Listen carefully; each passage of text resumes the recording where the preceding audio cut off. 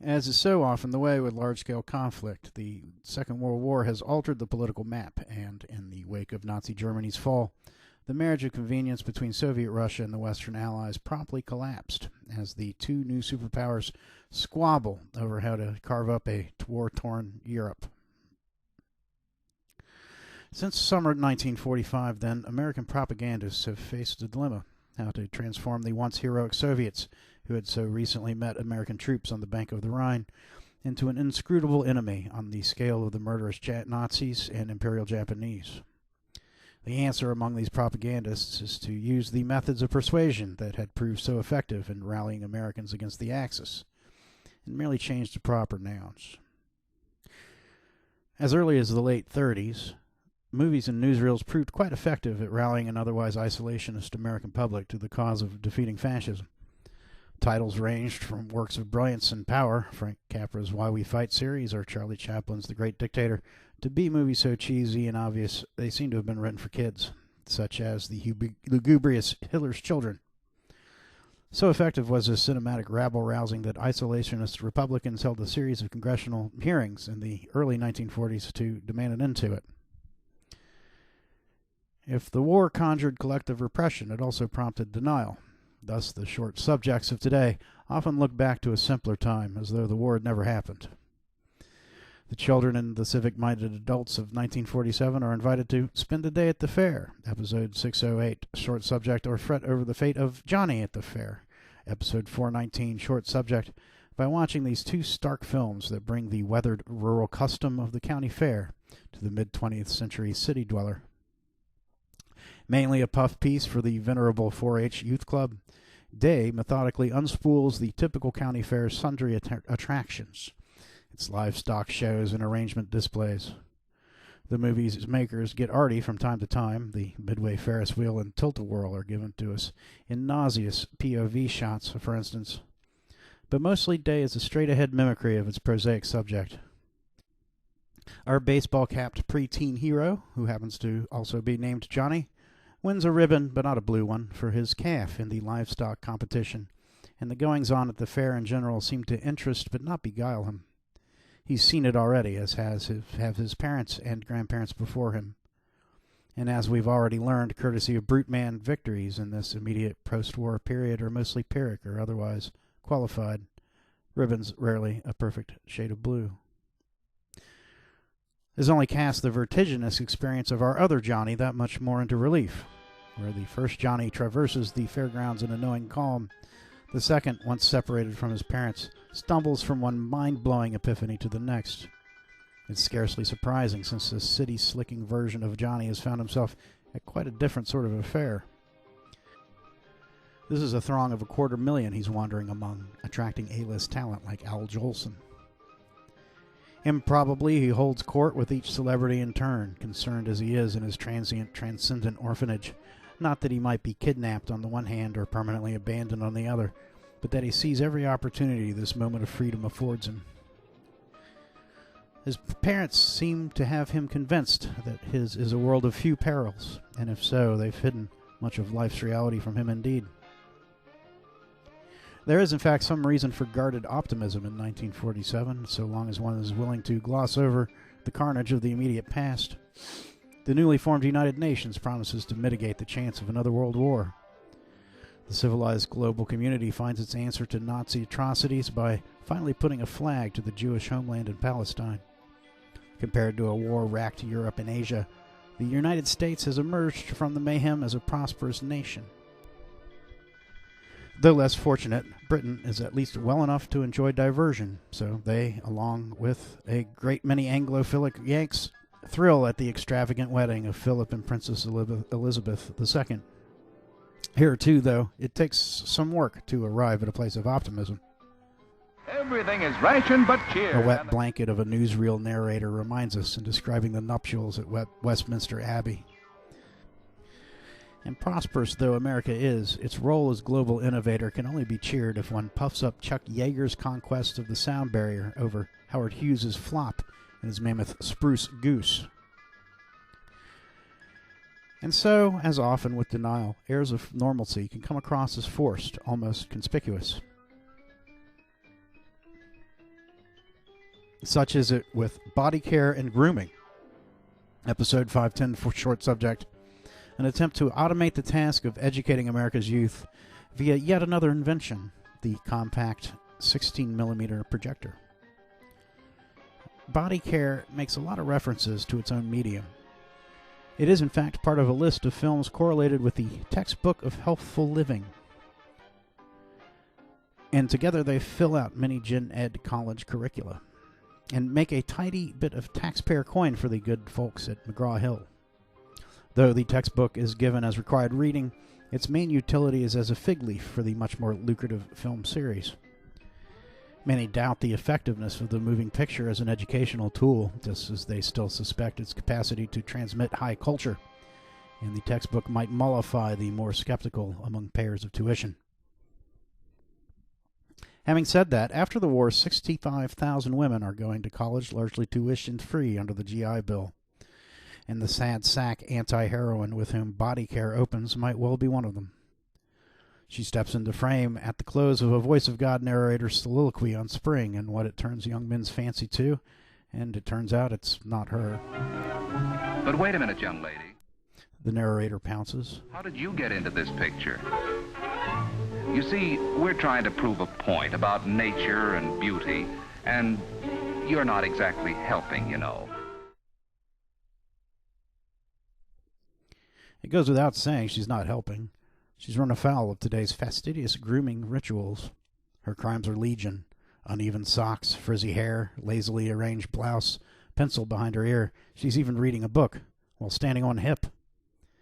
And while one might think she's simply boning up for exams week, the narrator informs us that she's in fact abdicating her right to the fellowship of man. You don't seem to be exactly the type to make this guy...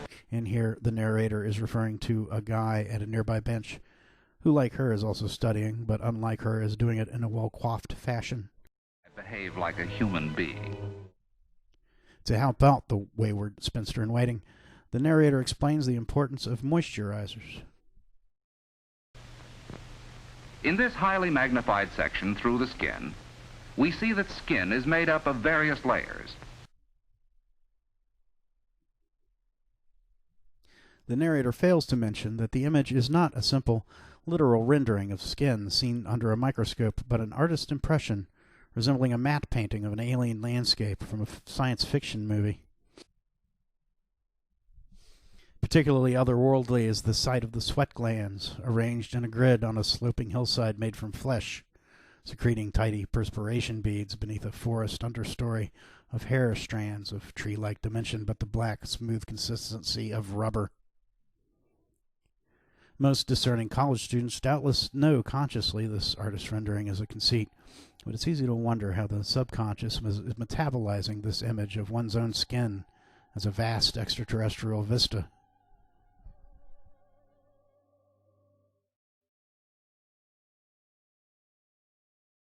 Drawing the line between animal and human, or fudging that same line, has long been a pastime of writers in contemplative and idle moods. Immanuel Kant held that animals were mere mechanisms, bereft of true thought and therefore meaningful life. But Kant wrote standing up, and otherwise comes across in history books as a bit priggish. David Hume, who we're told has a more easygoing temperament, felt on the contrary that beasts are endowed with thought and reason as well as men. He derived this thesis from the repeated observation that animals and humans both use their faculties of reason to find repast, succor, and shelter. There are shades of a gyroscope analogy for living consciousness here, centuries before the invention was otherwise a dream in anyone's eye. On the one hand, the fact this debate was being held at all draws a certain distinction between human and animal. After all, why have the conversation in the first place if it's not self-evident? People have certain capacities animals, by and large, lack. Humans talk, craft sophisticated tools, and so on. On the other, philosophers, ever as conciliatory and polite as explorers are violent and avaricious, are during the Enlightenment having a similar debate over the nature of human consciousness in itself. This is, to wit, free will versus determinism, and the latter position holds man, as they like to put it, to be just as beholden to the mysterious caprices of the Christian God as beasts are to the caprices of man.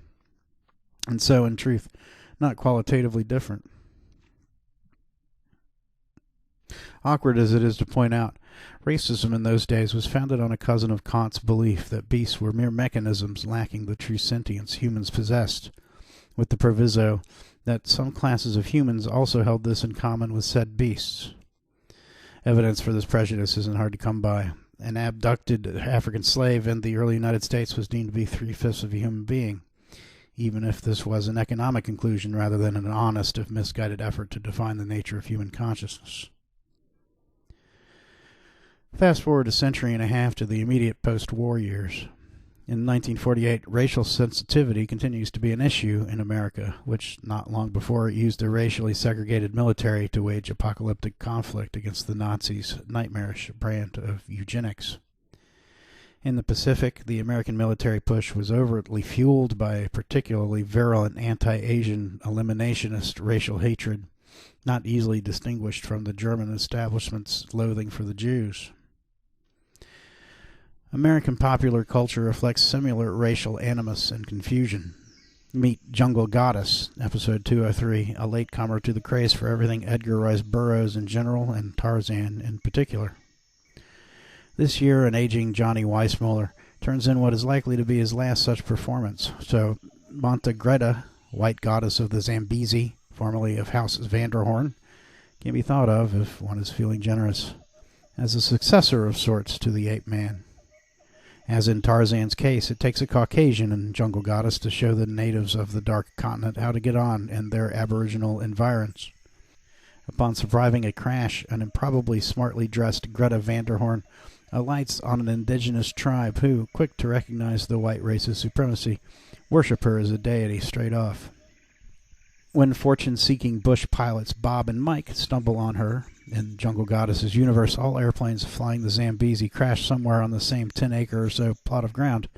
She's got a pretty good gig going with the natives. They feed her delicious zebra and protect her from the big cats. In return, she gifts them English, Mother Earth's mother tongue, and generally helps them get a little bit better organized.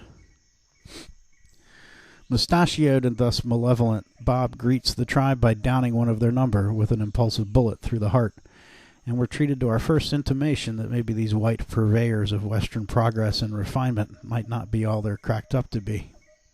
The second comes once the tribe, after conducting a fair, if unusually musical trial, arrives at the reasonable verdict that while Mike, whom they hold blameless for the native's death, should be sheltered and set free, Bob should be remanded until the next full moon and executed for his crime. It is the will of my people that you be executed on the first full moon, which will be 8 nights from tonight. Oh, that sounds fair. Huh? But you can't. Easy, Bob. Your sentence has Look, been Bob, pronounced. we'll appeal. The Americans meet the tribe's guilelessness with subterfuge. You don't think I planned to carry that sentence out, did you? Greta assures Mike and Bob once they're away from the natives' earshot. The trio forms a white supremacist prison gang, essentially, and subsequently conspires to spirit Bob away from justice. True, the natives are given us throughout as backward, primitive, scarcely Homo sapiens at all. Oh, Bob's all right, the supposedly white-hat Mike affirms when Greta questions Bob's mental fitness. A little trigger-happy, perhaps. As though the dead native were an elk shot out of season, rather than a callously murdered human being. The white interlopers, though, compare unfavorably to the tribe in terms of truth-telling, allegiance to the rule of law, and more generally, the various qualities prerequisite to the elevation of society above the brutish state of nature. It's unclear whether this is meant as a reaffirmation of the white man's burden, the need to couch the favors of empire and intrigue and violence for the heathen's own good, or as a sly critique of colonialism couched in the narrative language of today. For obvious reasons, America has long been preoccupied with frontiers.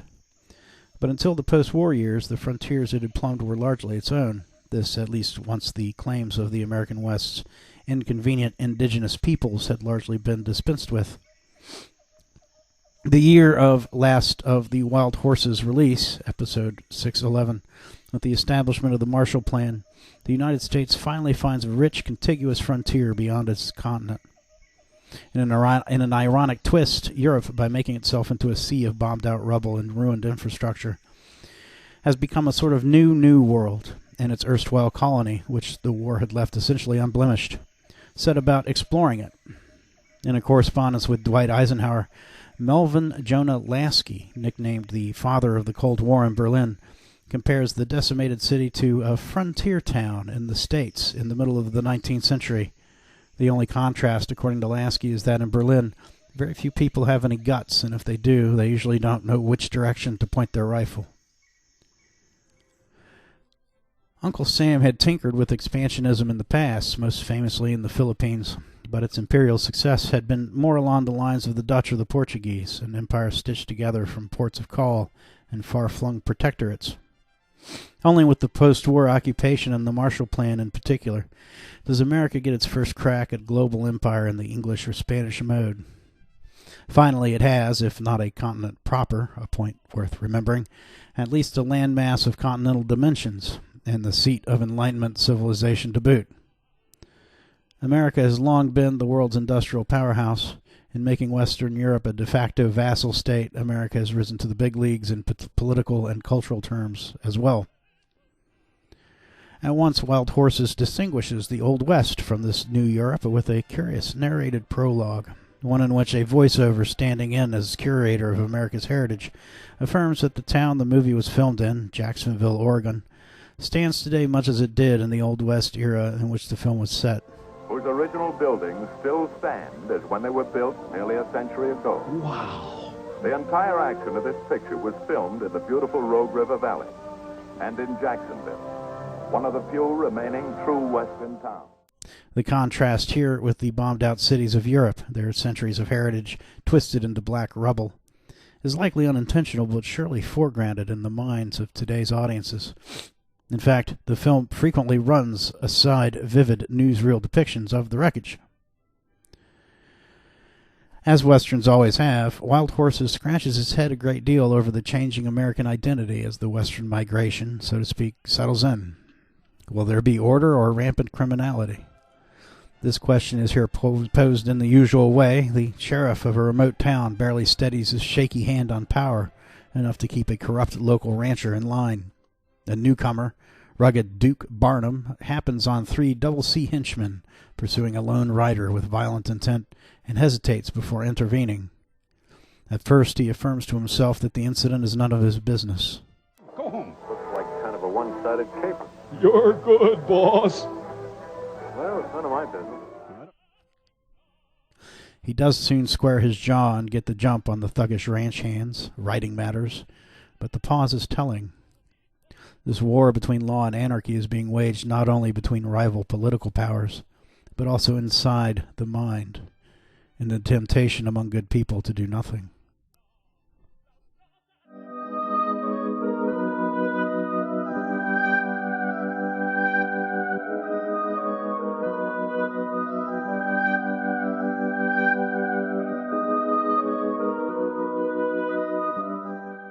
So what?